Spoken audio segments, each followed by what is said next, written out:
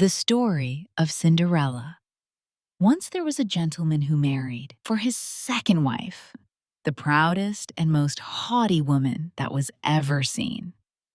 She had been married before and already had two daughters who were exactly like her in all things.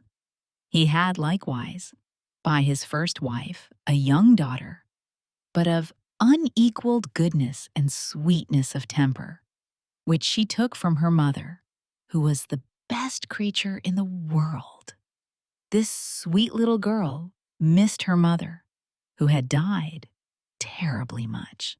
No sooner was the wedding ceremony over than the new wife began to show herself in her true colors. She could not bear the goodness of the gentleman's pretty girl, and especially as she made her own daughters appear the more horrid. She made her do the meanest jobs in the house. The girls scoured the dishes and tables and scrubbed the stepmother's bathroom and those of her daughters. She slept in a little attic upon a wretched straw bed, while her sisters lay upon beds with the softest pillows, in fine rooms with floors covered with beautiful carpets, and walls on which hung looking glasses so large that they might see themselves at their full length from head to foot. The poor girl bore all patiently and dared not tell her father, who would have been angry with her, for his new wife ruled him entirely. When the little girl had done her work, she used to go into the chimney corner and sit down among cinders and ashes, which led her to be called Cinder Wench. But the youngest stepdaughter, who was not quite so rude and unkind as the eldest, called her Cinderella. However, Cinderella, dressed in rags, was 100 times prettier than her sisters, though they were always dressed very richly. It happened that the king's son gave a ball and invited all the finest gentlemen and ladies of the city. Our young misses were also invited, for they were always to be seen at fashionable parties. They were truly delighted at this invitation and wonderfully busy in choosing such gowns, petticoats, and headdresses as might suit them. This was a new trouble to Cinderella, for it was she who washed and ironed her sisters' clothes and got all their things ready. Meanwhile, the sisters talked all day long of nothing but what they should wear to the ball. "For my part," said the eldest, "I will wear my red velvet suit with French trimming." "And I," said the youngest, "shall have my usual petticoat, but then, to make amends for that, I will put on my gold-flowered gown and my diamond belt, which is far from being the most ordinary one in the world." But in truth, they were still not absolutely sure what would be best to wear to the ball. So they sent for the best fashion designer they could find to advise on their evening dresses, and they had their nails manicured at Mademoiselle de la Poche. Cinderella was likewise called up to them for advice, for she had excellent judgment, and advised them always for the best, indeed, and offered her services to make up their hair, which they were very willing she should do. As she was doing this, they said to her, "Cinderella, would you not be glad to go to the ball?" "Alas," said she, "you only jeer me. It is not for a poor girl like me to go there." "You're quite right," replied they. "It would make the people laugh to see a cinder wench at a ball." Anyone but Cinderella would have dressed their heads all wrong. But she was very good and dressed them perfectly well. The stepsisters were almost 2 days without eating. So much were they thrilled and excited. They broke above a dozen corsets in trying to be laced up tightly so that they might have a fine, slender shape. And they were continually at their looking glass. At last, the happy day came. They went to court, and Cinderella followed them with her eyes as long as she could. And when she had lost sight of them, she fell a-crying. Just then, her fairy godmother, who used to watch over her secretly, saw her all in tears, and appeared at her side and asked her what was the matter. "I wish I could! I wish I could!" She was not able to speak the rest, being interrupted by her tears and sobbing. This fairy godmother of hers said to her, "You wish you could go to the ball, is it not so?" "Yes," cried Cinderella with a great sigh. "Well," said her godmother, "be but a good girl, and I will see that you shall go to the ball." Then she took her into her secret room and said to her, "Run into the garden and bring me a pumpkin." Cinderella went immediately to gather the finest she could get and brought it to her godmother, not being able to imagine how this pumpkin could make her go to the ball. Her godmother scooped out all the inside of the big vegetable, leaving nothing but the rind. Which done, she struck it with her wand, and the pumpkin was instantly turned into a fine coach, gilded all over with gold. She then went to look into her mousetrap, where she found 6 mice, all alive, and ordered Cinderella to lift up a little the trap door. As each mouse went out, she gave it a little tap with her wand, and the mouse was that moment turned into a fine horse, which altogether made a very fine set of 6 horses of a beautiful mouse-colored dapple gray. But they still needed a coachman. "I will go and see," said Cinderella. "If there is a rat in the rat trap, we may make a coachman of him." "You're a smart one," replied her godmother. "Go and look." Cinderella brought the trap to her, and in it there were 3 huge rats. The fairy made choice of one of the 3 which had the largest beard, and having touched him with her wand, was turned into a fat, jolly coachman who had the smartest whiskers eyes ever beheld.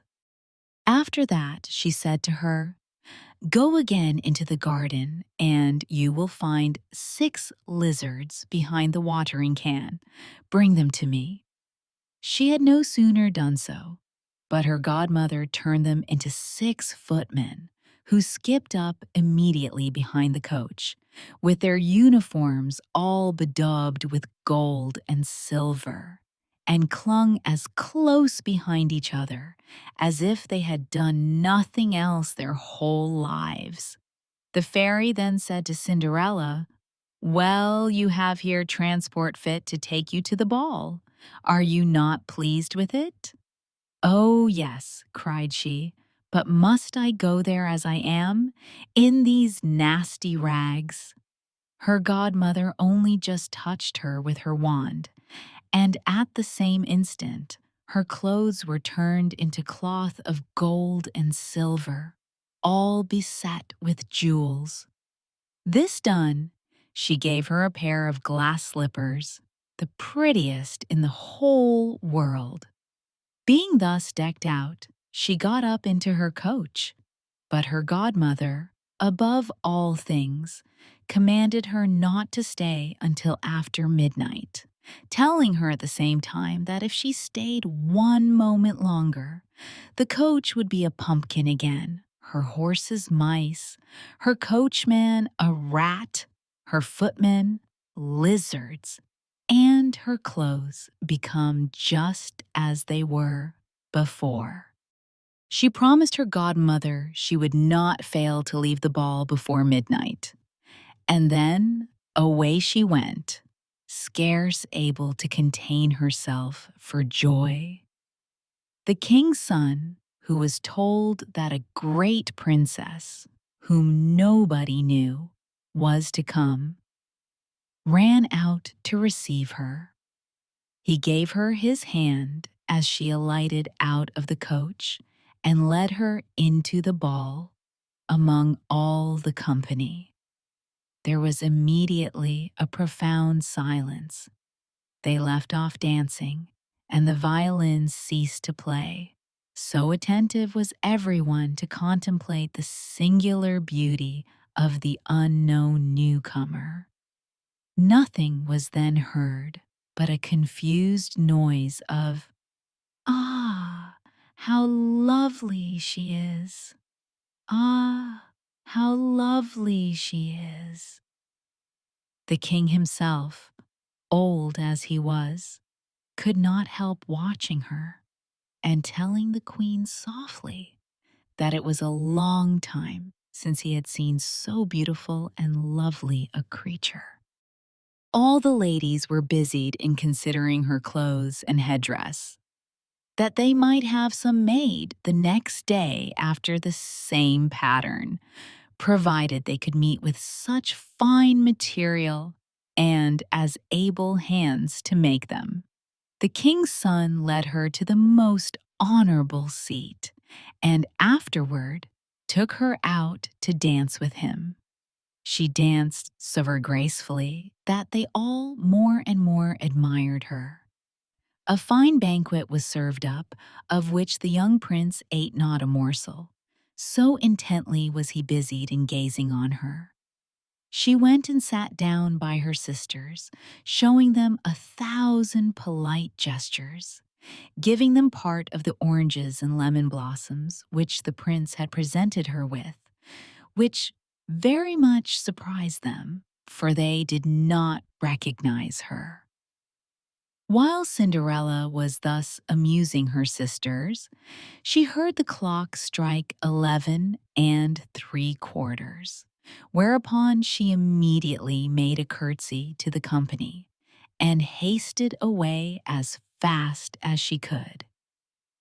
When she got home, she ran to seek out her godmother, and after having thanked her, she said she could not but heartily wish she might go next day to the ball, because the king's son had desired her.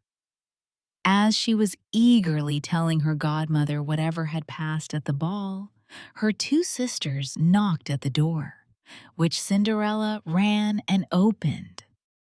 "How long you have stayed!" cried she, gaping, rubbing her eyes and stretching herself as if she had been just woken out of her sleep. She had not, however, any manner of inclination to sleep since they went from home. "If you had been at the ball," said one of her sisters, "you would not have been tired. There came there the finest princess, the most beautiful ever was seen with mortal eyes.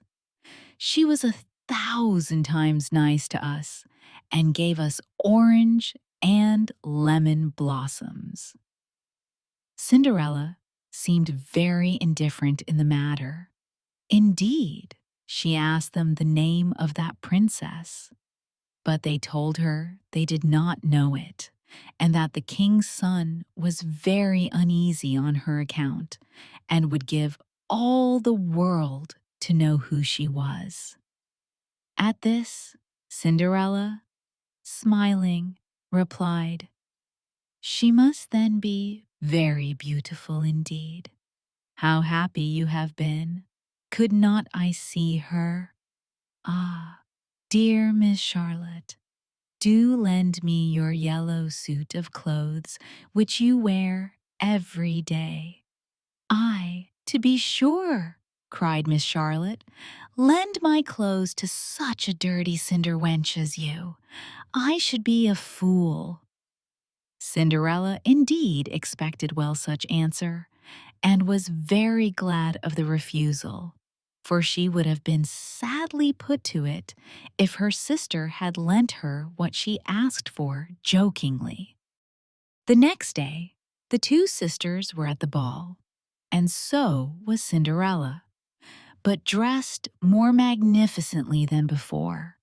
The king's son was always by her, and never ceased his compliments and kind speeches to her, to whom all this was so far from being tiresome that she quite forgot what her godmother had recommended to her, so that she, at last, counted the clock striking 12 when she took it to be no more than 11. She then rose up and fled, as nimble as a deer. The prince followed, but could not overtake her. She left behind one of her glass slippers, which the prince took up most carefully. She got home but quite out of breath, and in her nasty old clothes, having nothing left of all her finery but one of the little slippers.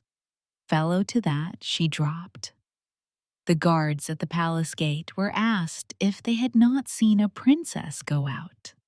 They replied that they had seen nobody go out but a young girl, very meanly dressed, and who had more the air of a poor country wench than a gentlewoman. When the two sisters returned from the ball, Cinderella asked them if they had been well diverted, and if the fine lady had been there. They told her yes, but that she hurried away immediately when it struck 12, and with so much haste that she dropped one of her little glass slippers, the prettiest in the world, which the king's son had taken up. That he had done nothing but look at her all the time at the ball, and that, most certainly, he was very much in love with the beautiful person who owned the glass slipper. What they said was very true, for a few days after the king's son commanded it to be proclaimed, by sound of trumpet, that he would marry the young woman whose foot would perfectly fit the slipper. He sent out his most trusted advisers from the palace, who began to try it upon the princesses, then the duchesses, and all the court, but in vain. It was then brought to the two sisters, who each did all that she possibly could to thrust her foot into the slipper, but neither sister could manage to do so. Cinderella, who saw all this and knew her slipper, said to them, laughing, "Let me see if it will not fit me." Her sisters burst out a-laughing and began to tease her. The gentleman who was sent to try the slipper looked earnestly at Cinderella, and finding her very handsome, said it was only right that she should try, and that he had orders to let every girl try. He asked Cinderella to sit down, and putting the slipper to her foot, found it went on very easily, and fitted her as if it had been made of wax. The astonishment her two sisters were in was excessively great, but still abundantly greater when Cinderella pulled out of her pocket the other slipper, and put it on her foot. Thereupon, in came her godmother, who, having touched with her wand Cinderella's clothes, made them richer and more magnificent than any of those she had before. Now her two sisters found her to be that fine, beautiful lady whom they had seen at the ball. They threw themselves at her feet to beg pardon for all the ill treatment they had dished out to her. Cinderella took them up, and as she embraced them, cried that she forgave them with all her heart and desired them always to love her. She was brought by carriage to the young prince, dressed as she was. He thought her more charming than ever, and a few days after married her. Cinderella, who was no less good than beautiful, gave her two sisters rooms in the palace, and that very same day matched them with two great lords of the court.